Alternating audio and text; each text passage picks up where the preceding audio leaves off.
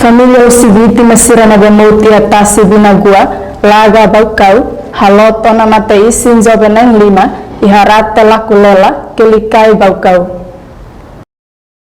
Cerimônia funeral Bamata Isin em Limane halau ia quarta-feira lorong 5 bulan Janeiro tinan rihun rua Ronuluresin rua ia aldeia Lakulela suku Gurusa posto administrativo Kelikai município Baukau.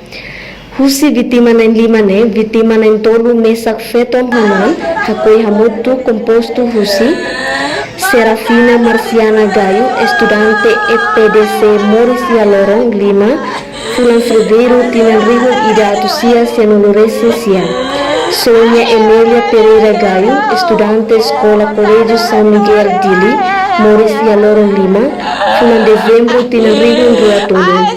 No Vidigal José da Conceição Gaio, Escola Secundária Católica Santa Teresina Kelikai, Moris e Aloron Tolununo, foi em setembro tinan rihun rua tolu.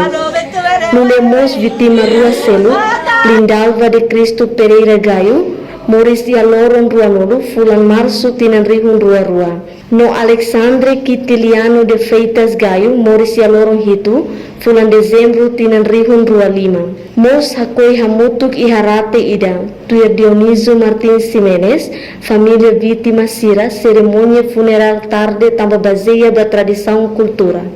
Cerimônia ne bihalau quase tukulima lokrai, família Nobelo Sira, hamono homatawin, ia fatin descansa ikus ba vítima foi ensai na Limane.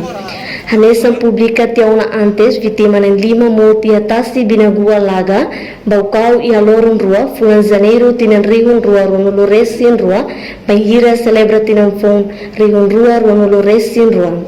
Reportagem equipa televisão Timor Post.